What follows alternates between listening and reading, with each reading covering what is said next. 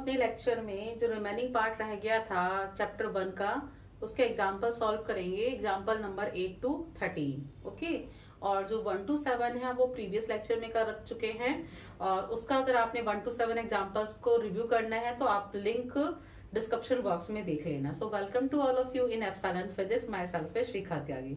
Let's start the lecture. बच्चों, example 8 है। Examples करने से पहले फिर मैं आपको रिमाइंड करा दूं कि आपने एनसीईआरटी बुक हाथ में लेके रखनी है, और मेरे समझाने के बाद वीडियो पॉज करके आपने उसको क्वेश्चन को रीड करना है, देन सॉल्व इट। ओके बच्चे, क्वेश्चन क्या कहता है? Question number example 8 important example है। ये कहता है कि एक electric field applied between two plate which is separated by 1.5 centimetre of magnitude 2 into 10 is to power 4 Newton per coulomb. Okay, that is electric field, and the electron is freely fall. Now, field is reverse, but magnitude remains same. Field is reverse, but magnitude remains same.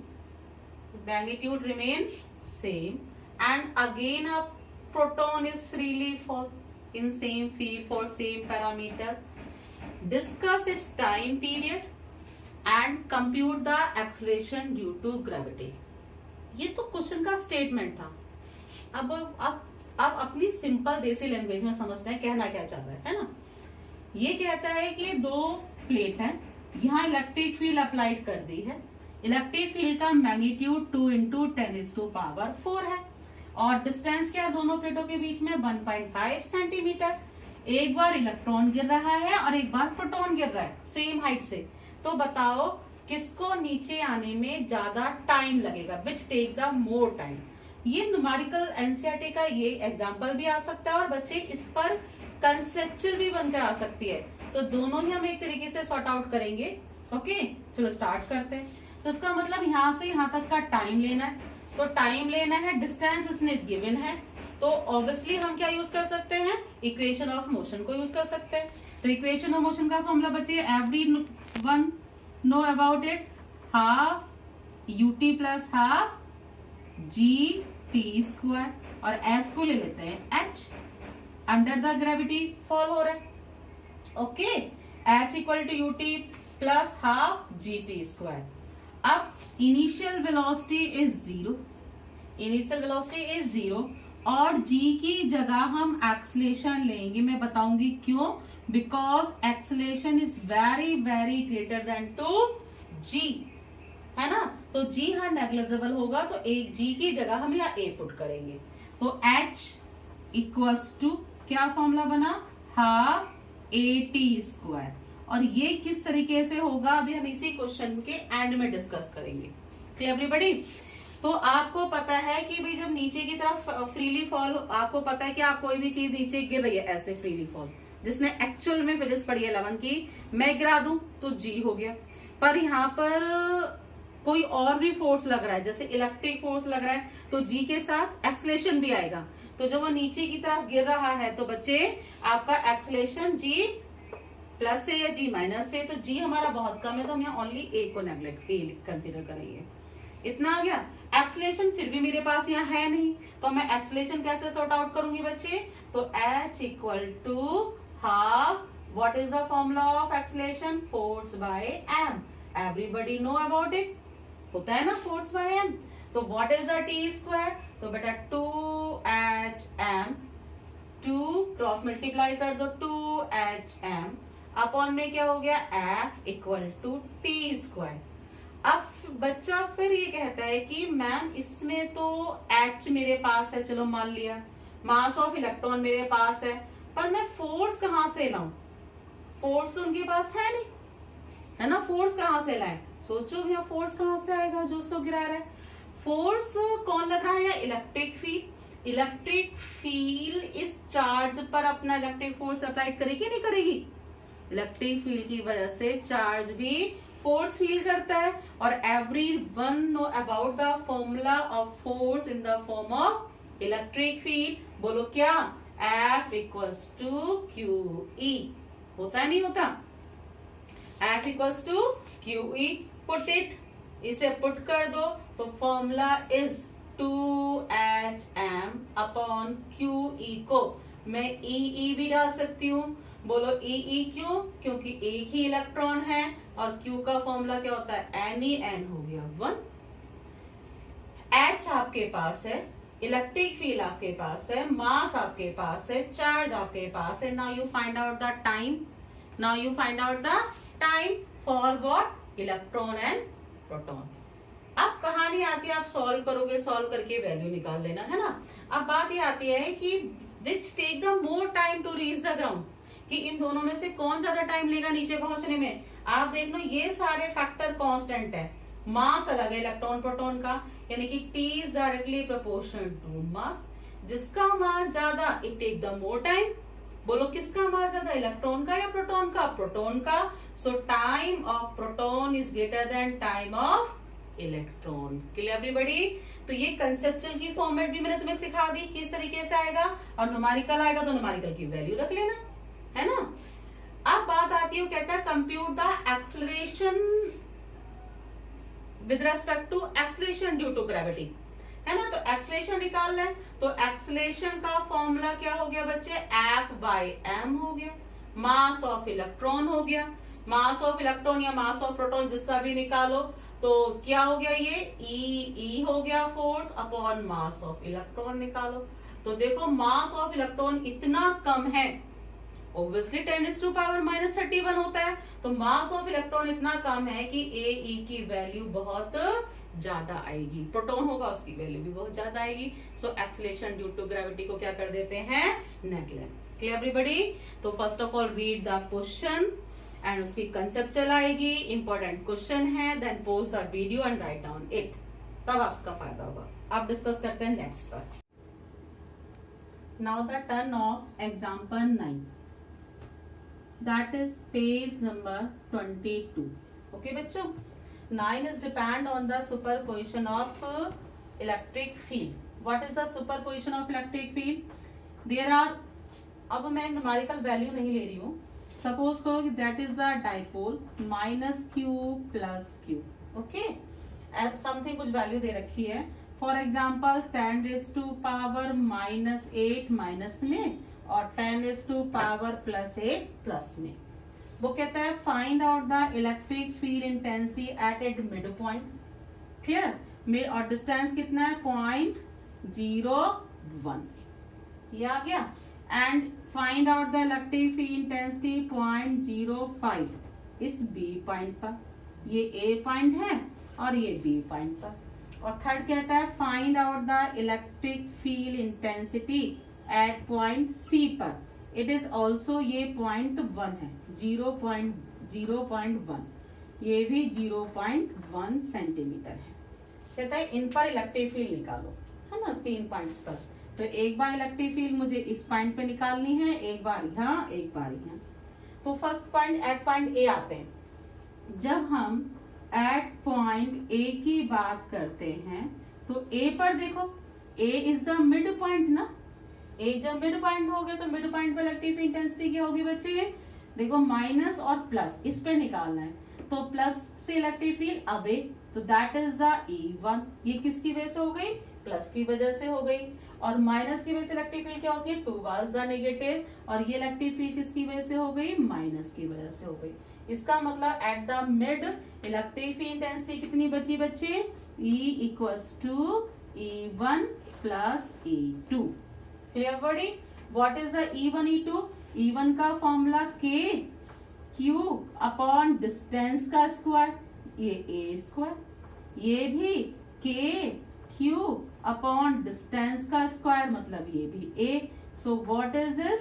K Q upon में A square. तो याद रखना कि dipole के mid में electric field intensity कितनी होती है? 2kq/a square, 2kq/a square. Clear body? Q is 10⁻⁻8। What is A? What is A? A कितना है हमारा? 0.1 का आधा कर दो, 0.1 का आधा कितना हो गया? 0.01। कितना आधा हो गया? 0.01। Clear body? अब आते हैं हम यहाँ पे देखो बच्चे, अब मुझे निकालना है पे, तो ये वैल्यू तो आप पुट कर ही लोगे। अब आते हैं पॉइंट बी पर। पॉइंट बी देखो, पॉइंट बी क्या है? पॉइंट बी ये है। तो अगर हमने इलेक्ट्रिक फील्ड एक्सियल पढ़ाया नहीं पढ़ाया, तो ये इलेक्ट्रिक फील्ड इंटेंसिटी एक्सियल की तरह काम करेगी। तो इलेक्ट्रिक फील्ड इंटेंसिटी एक्सियल का फॉर्मूला क्या होता है? E equal to K Q upon में, क्यू नहीं, के 2p अपॉन में R cube, K into 2p by R cube होता है। अब what is the p? p होता है बच्चे, what is p? p is q into 2a। क्या होता है? q into 2a। और व्हाट इज द q? बोलो q। q equal to 10 is to power minus 8 and what is the 2a? 0.1। तो हमारा यहां से p आ गया p। And what is the r? What is the r? r हमारा, बोलो बर r बच्चे कितना हो गया? r मेरा मिड पॉइंट से लेते हैं, यानी कि इतना r हो गया यहां से यहां तक का। तो r कितना हो गया? 0.05 ये 0.05 ये, यानी कि r इज द 0.1। ये b पॉइंट हो गया। समझ आई बात है b पॉइंट पर? अब आते हैं बेटा एट पॉइंट c। अब हम कितना आते हैं? एट पॉइंट c पर आते हैं। एट पॉइंट c देखो, at point c, at point c is the equatorial ना, at point c is equatorial. तो डिस्टेंस ना, सॉरी 0.1 ये नहीं, 0.1 यहां से दे रखा है। दिस इज द 0.1 सेंटीमीटर, ये डिस्टेंस दिया है। और इक्वेटोरियल पे point, this is the equatorial. Equatorial का ई का फॉर्मूला होता है बच्चे, E equals to K P by R cube. P तो हमने ये निकाल रखा है, वही आ जाएगा। What is R? क्या आर यहाँ पर 0.1 होगा? सोचो बच्चे, आर पर तो 0.1 नहीं होगा, क्योंकि ये डिस्टेंस है आर, ये वाला डिस्टेंस है ना आर, तो आर तो 0.1 नहीं होगा, 0.1 तो ये है। तो बेटा ये कितना है हमारा? 0.05। ये कितना है? 0.1। तो इसमें से आप पाइथागोरस थ्योरम लगाओगे तो ये आर आ जाएगा, तो यहाँ पे आर की वैल्यू पुट कर दोगे। सो एट पॉइंट सी हम निकाल सकते हैं इलेक्ट्रिक फील्ड इंटेंसिटी ए, बी और सी में। Clear everybody? अब आते हैं हम एग्जाम्पल 9 के बाद एग्जाम्पल 10 पर। तो बच्चे अब आते हैं हम एग्जाम्पल 10, पेज नंबर 30। ओके बच्चे, and it simply depend on axial and equatorial. मैं बस आपको समझा देती हूँ क्या है। -q प्लस q, दोनों के बीच का डिस्टेंस गिवन है। यहाँ से r डिस्टेंस दूर इस पॉइंट पर इलेक्ट्रिक फील्ड इंटेंसिटी निकाल ली है, और यहाँ से भी सेम r डिस्टेंस दूर यहाँ पर इलेक्ट्रिक फील्ड इंटेंसिटी निकाल ली है। तो A तुम्हें पता ही है, A क्या है? एक्सियल। बोलो what is the field on axial? तो बच्चा लिखेगा E equal to K2P by R cube. R given है। What is P? बोलो बच्चे, P इक्वल्स टू क्या? Q into 2A। ओके बात? इक्वेटोरियल पर इलेक्ट्रिक फील्ड, तो हमें पता है कि ये वाला R और ये वाला R इक्वल है। सो इक्वेटोरियल पे इलेक्ट्रिक फील्ड एक्सियल की हाफ हो जाएगी, यानी कि जो भी आंसर आएगा उसका क्या कर देंगे हम? हाफ कर देंगे, and that use. Clear everybody? Okay, अब जो मैं एग्जांपल समझाने वाली हूँ, example 11, page number 35। It is the very most important example and asked in 2019 also. Clear everybody? ये इस साल बोर्ड में क्वेश्चन पूछा गया है और इट्स द इम्पोर्टेंट क्वेश्चन। ध्यान से सुनना। Depend on the electric flux also. Question ये है कि एक क्यूबिकल बॉडी है। This is the cubical body and the side of this is 0.1 metre. Side कितनी है इसकी? 0.1 मीटर।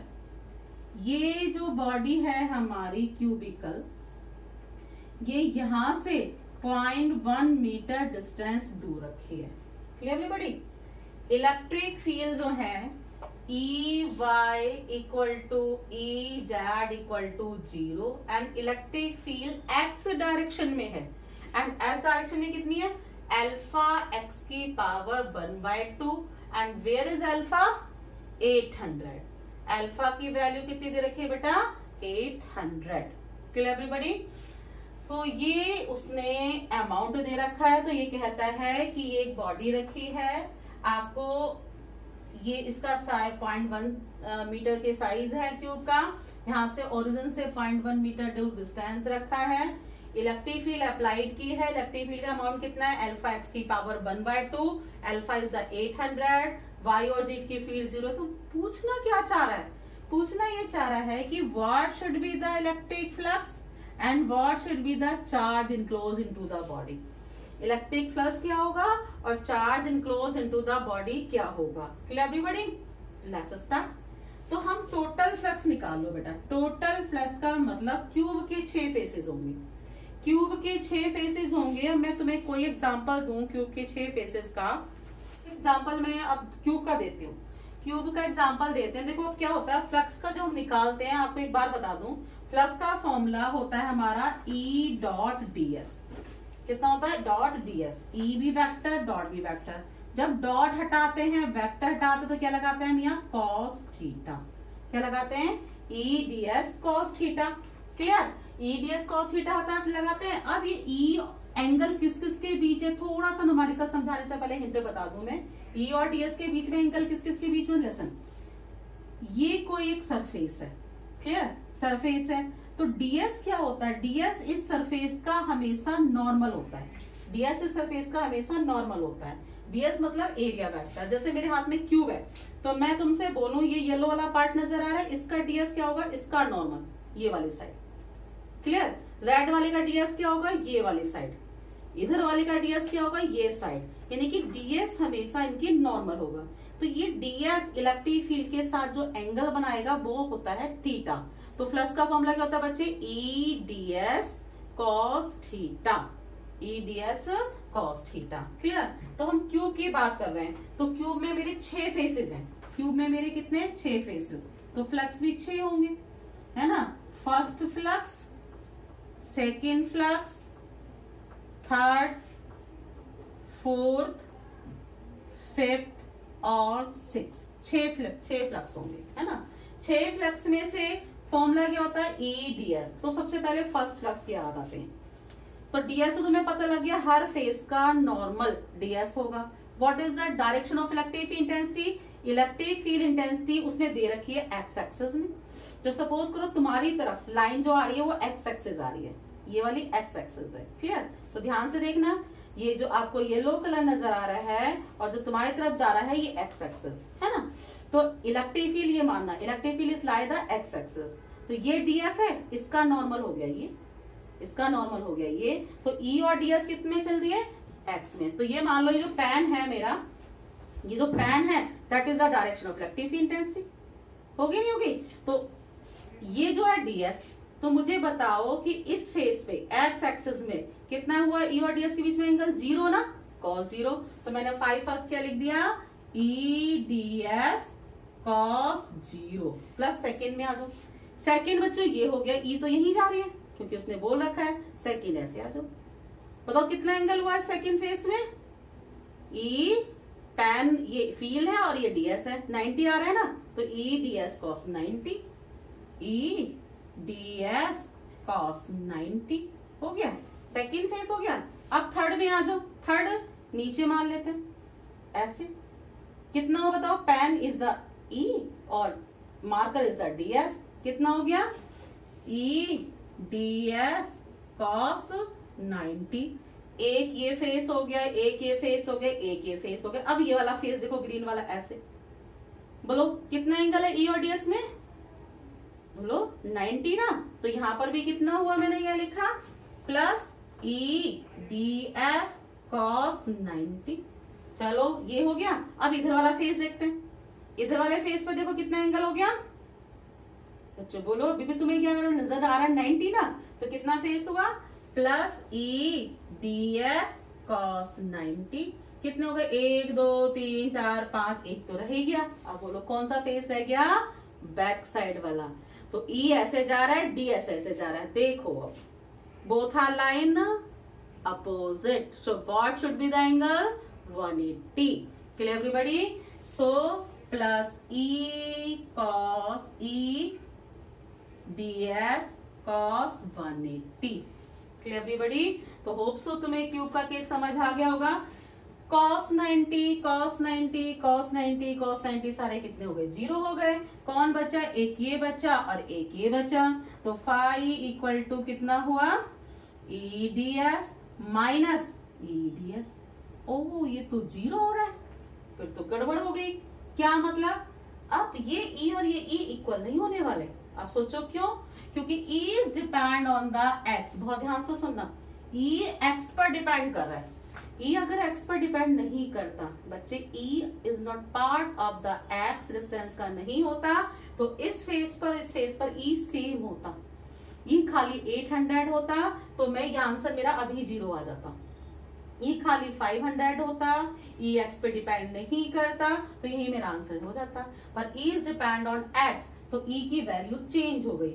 ई की वैल्यू चेंज हो गई मींस इस फेस पर ई अलग है और इस फेस पर ई अलग है। Clear everybody? ई की डायरेक्शन जा रही है एस एक्सिस में और ये हो गया डीएस। ई तो इधर ही जा रहा और एक डीएस ये हो गया। इस और इसके बीच में एंगल कितना बना था, 0, तो ये वाला ई हो गया। और इसके बीच में एंगल क्या बना था, ई एक्स, ये हो गया ई डैश। यानी कि ई यहाँ है और ई यहाँ है और यहाँ पे इलेक्ट्रिक फील्ड कितनी है, ई डैश। Clear everybody? जो चल रही है इस डायरेक्शन में, दैट इज ई डैश। इतनी बात समझ में आ गई? यानी कि जो दो टर्म्स बची हैं, ये cos 0 वाली, ये ई ds हो गई और ds इसका है, ई तो एक्स एक्सिस में ही जाएगा क्योंकि क्वेश्चन कह रहा है, तो ये ई डैश हो गया। अब आओ, विच इज कॉमन, ds। ई की वैल्यू कितनी है, ई माइनस ई डैश, है ना। What is the ds, square, ये क्यूबिकल बॉडी है, तो ds का मतलब क्या हो गया, a स्क्वायर। अब e की वैल्यू रखो, e इस साइड ना, e की वैल्यू डिपेंड किस पर करती है, अल्फा x की पावर 1/2। x मतलब डिस्टेंस, तो यहाँ तक का डिस्टेंस कितना हो गया, एक ये हो गया x और एक ये हो गया x, यानी कि ये भी a है ये भी a है, तो बेटा कितना हो गया, 2a की पावर 1/2 माइनस e की वैल्यू फिर अल्फा, केवल x केवल यहाँ से यहाँ तक होगा, e डैश कितना हुआ, a की पावर 1/2। बस अब तो कुछ नहीं बचा, अब ओनली मैथमेटिकल है।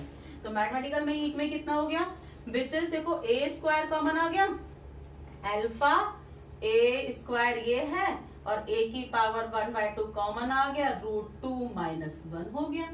सो what is the formula, alpha is, चलो अल्फा a की पावर 2 प्लस 1/2 कितना हो गया बताओ, 5/2 √2 माइनस 1 हो गया। e अल्फा a √5/2 को क्या लिखोगे बताओ, a √5 को क्या सकते हो, √ बोलो a, 5 बार a हो गया, नहीं हो गया, तो a √5 को क्या लिख दोगे, 5 बार a, यानी कि a square into a square √2 minus 1। बताओ a स्क्वायर a कितना बन गया, बोलो e की पावर 5 हो गया, तो e इक्वल्स टू कितना हो गया, अल्फा, इसका a बाहर इसका a बाहर, a स्क्वायर √a आ गया, √2 कितना हो गया, 1.414 माइनस 1 हो गया। e अल्फा कितना है बच्चे मेरा, 800 है, ये कितना है 0.1 का होल स्क्वायर है, √0.1 है इंटू 0.4। अब इसकी मल्टीप्लाई वगैरह करके लिख लेना, that is the electric flux. Unit is, बोलो क्या, वोल्ट इंटू मीटर या न्यूटन मीटर स्क्वायर पर कूलम। क्या ये आंसर पूरा है, नो। अभी क्या बचता है, चार्ज। चार्ज का मीन्स ये हम ई नहीं बेटा क्या निकाल रहे थे, फ्लक्स। क्या निकाल रहे थे सारा, ये फ्लक्स। हाँ, अब हमें क्या निकालना है, चार्ज। तो चार्ज का फ्लक्स की फॉर्म में फॉर्मूला क्या होता है, phi equal to Q by epsilon naught. तो एप्सिलॉन नॉट से इसको मल्टीप्लाई कर देना, and what is the value of epsilon naught, 8.85 into 10⁻⁻12। That is the final answer of example 11। तुम्हें क्वेश्चन का स्टैंडर्ड समझ में आ गया होगा, कितना परफेक्ट क्वेश्चन है। कम से कम 2 या 3 टाइम्स इसको देखना एंड सॉल्व करना। Now let's start the next question. तो अब स्टार्ट करते हैं नेक्स्ट एग्जाम्पल, एग्जाम्पल 12 है ना, पेज नंबर 36। और ये भी क्वेश्चन नंबर 11 जैसा इंपॉर्टेंट है, जैसा 11 है ऐसे क्वेश्चन नंबर 12 इंपॉर्टेंट है। ओके, क्वेश्चन क्या कहता है कि there is a cylinder of length 20 centimetre, length कितनी है 20 centimetre, and its radius is 5 centimetre, यानी कि -2 मीटर हो गई। ओके, इलेक्ट्रिक फील्ड अलोंग, यानी कि E = 200 I cap, x is greater than 0, एक इलेक्ट्रिक फील्ड ये है, and next electric field is 200 - 200 I cap and x is less than 0. Clear everybody? Then find out the flux. First case, find out the flux on flat surface. Find out the flux on its surface. 2 flux हो गए। फिर third बोलता है net flux निकालो, और fourth बोलता है charge find out करो। इतनी चीजें निकालो। तो इलेक्ट्रिक फील्ड हमारी 2 दे रखी है, 200 I कैप में और एक -200 I कैप में है। Clear everybody? तो अब आप देखो कि मैं तुमसे कहूं कि ये दिस साइड इज, एक एक्सिस ये हो गई, एक एक्सिस ये हो गई, तो ये साइड कौन सी है प्लस एक्स एक्सिस, और ये कौन सी हो गई माइनस एक्स एक्सिस।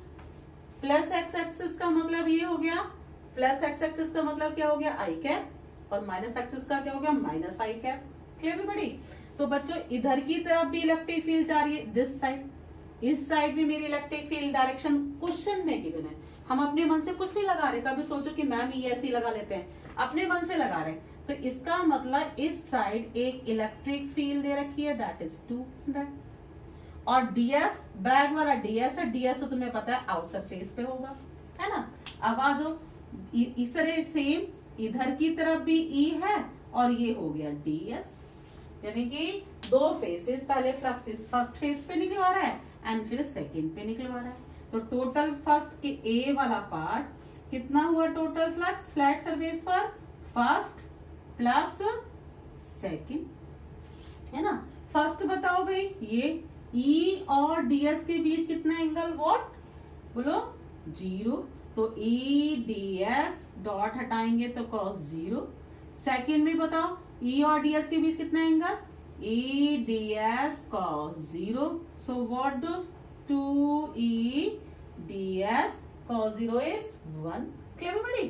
ds इसका एरिया कर्व्ड सरफेस का, इसका देखो ये क्या है, इसका एरिया सर क्या हो गया पाई आर स्क्वायर, तो 2E into pi R square, 2E is 200, pi is 3.14, और ये कितना है 5 इंटू 10 इज टू पावर -2 का होल स्क्वायर। हो गया ना flux, that is 5। Clear everybody?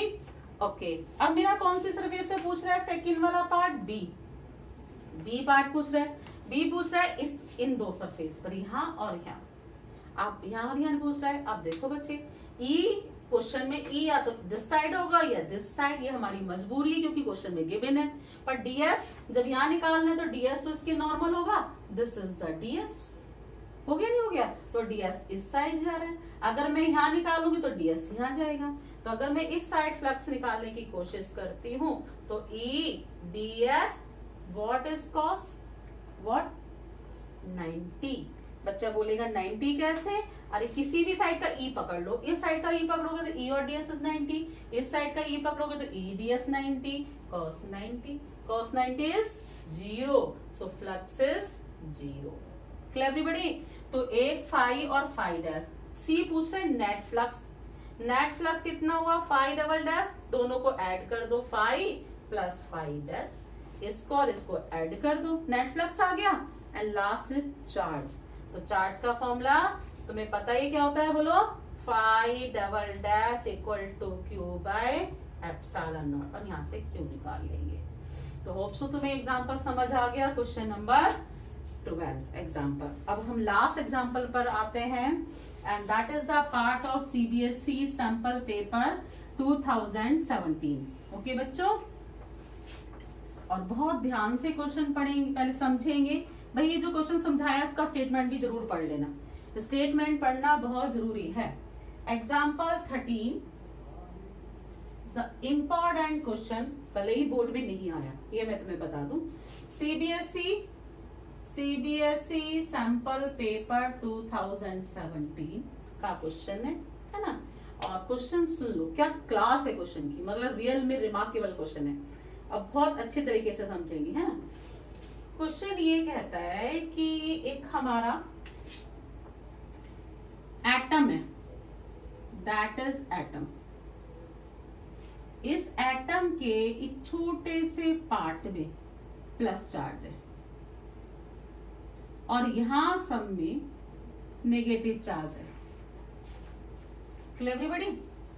तो ये कहना चाह रहा है कि nature of the atom is neutral. Nature क्या है? न्यूट्रल, यानी कि मीन्स जो टोटल चार्ज है, तो जितने प्लस चार्ज हैं उतने ही नेगेटिव चार्ज हैं, that equals to 0।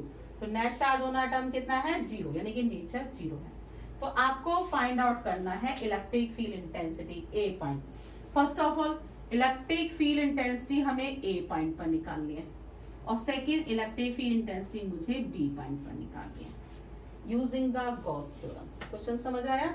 Electric field intensity A पर निकालनी है, electric field intensity B. Gauss theorem से रिलेटेड जब भी हम कोई न्यूमेरिकल करते हैं तो हम वहां गॉसियन सरफेस मानते हैं।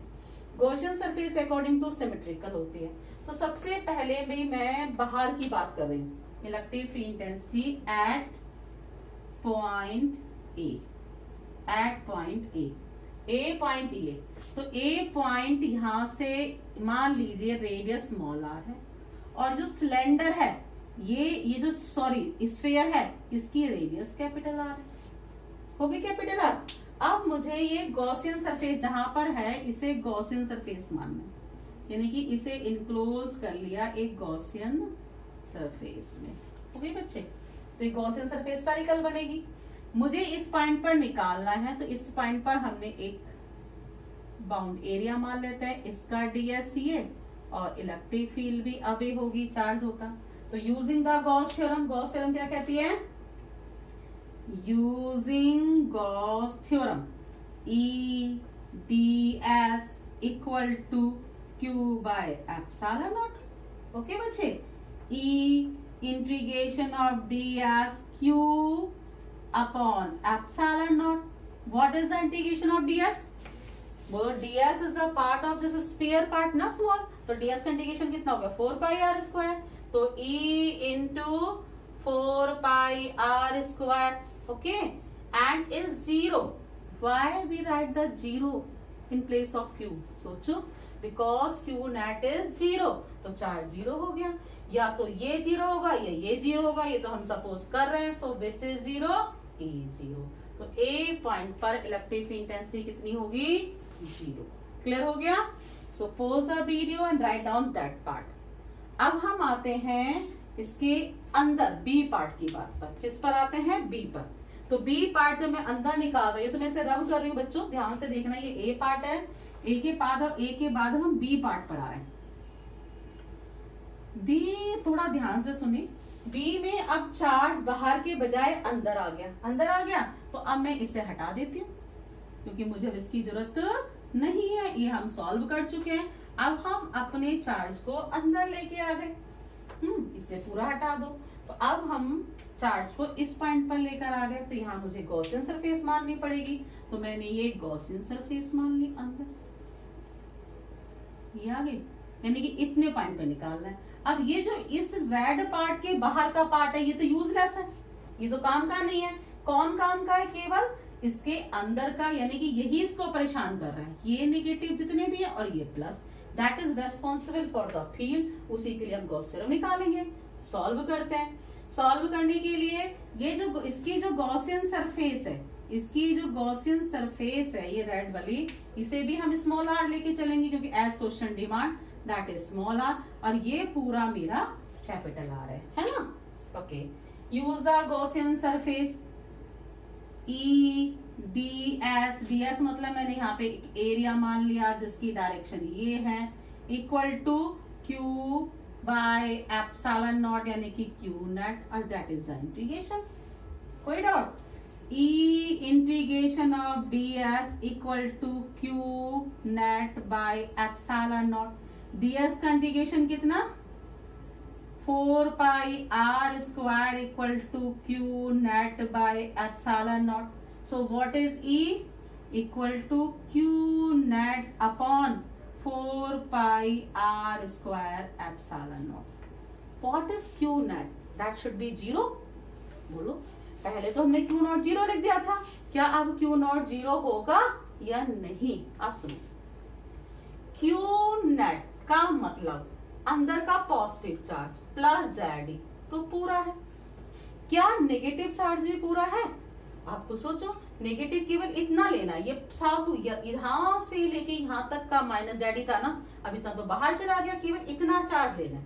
अब ये कितना होगा ये मुझे नहीं पता, तो इस नेगेटिव चार्ज की वैल्यू कैसे निकालेंगे? लिसन, इस नेगेटिव चार्ज की वैल्यू कैसे निकालेंगे? यानी कि पहले negative charge in per unit volume plus में क्या निकालेंगे?